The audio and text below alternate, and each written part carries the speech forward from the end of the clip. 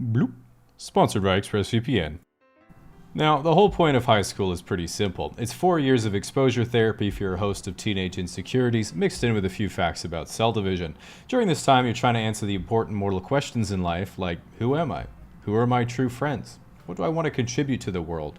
What does a boob feel like? All questions you'll likely never find the answer to. So, one thing everyone tells you in high school is to be yourself. But the problem is when you're 16, pretty much the only thing you care about is trying to be like everyone else. Nevertheless, what they really mean is you should go out and pursue the things that you enjoy so you can figure yourself out. The problem is that during high school, other kids can be harsh and judgmental and make you feel like the hobbies and activities you enjoy make you lame and uncool. Fortunately, this completely changes when you're an adult because people are lonely and keep their thoughts to themselves.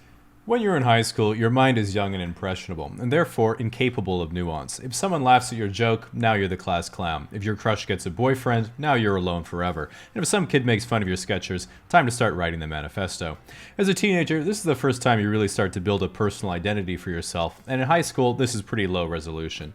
Athlete, jock, stud, gamer, whatever you prefer to call yourself. As you probably know, a lot of adults tell you that high school doesn't really matter, so you should just enjoy it. And that's true in the sense that there are hundreds of people you're never going to see again, so you do get a hard reset on the time you said orgasm instead of organism, or when you're in geography class and mispronounced Niger.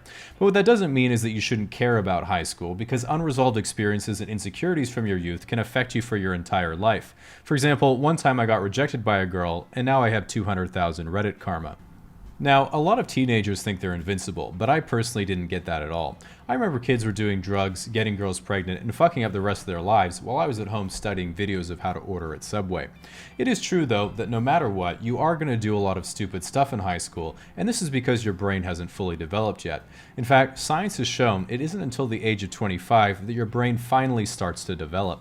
Until then, it's just empty space inside your skull where stolen mannerisms and personality traits bounce around aimlessly until they randomly pop out during conversation in response to anxiety. Of course, during high school, you mostly finish going through puberty, which means you unfortunately stop growing in both height and length. Through the process of puberty, your body becomes fully biologically capable of reproducing. Just in case. Now, one of the most important things in high school is dating, because for most people, that's when you have your first relationship. The thing is, it can be really scary asking someone out because you've never done it before, but it's really a pretty straightforward process. All you have to do is glance at your crush during class every now and then, make eye contact at some point, and then you just fantasize about your relationship for the next 3 years until they start dating someone else. The good news is that by the end of high school, you've been around your classmates for nearly a quarter of your whole life, so everyone has already made their mind up if they like you or not. So the fear of getting rejected really doesn't make any sense in this context, because if you ask someone out and they say, ew, no, it's not like they just decided that the moment you asked them out. They've been thinking that for years. In general, dating is difficult in high school because when you're a teenager, you don't really have any life experience, so there's not much to talk about. And you might be thinking, well, what if we go on a date, but they don't like me for who I am? Like, bruh, when you're 16, you don't either, so just leave it to your mutual fear of dying alone.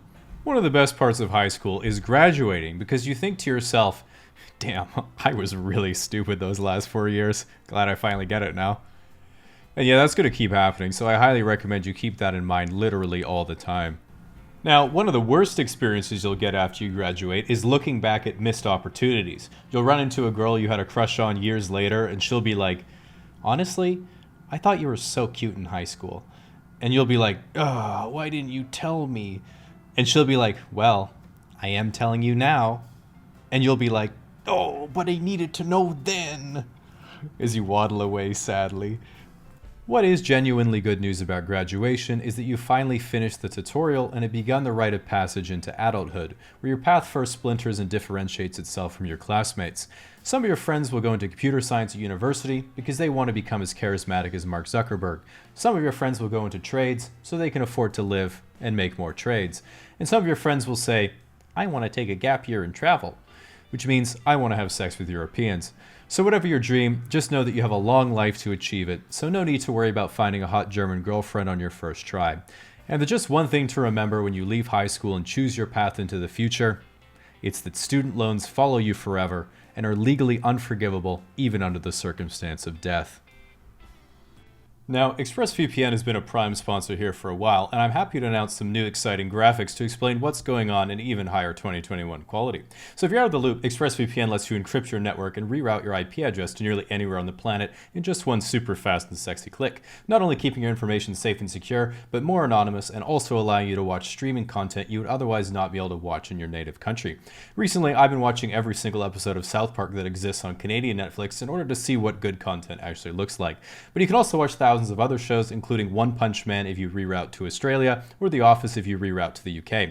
So if you'd like to see how you can get 3 months of ExpressVPN for free, you can head to expressvpn.com/casually explained, or click on the link in the description below.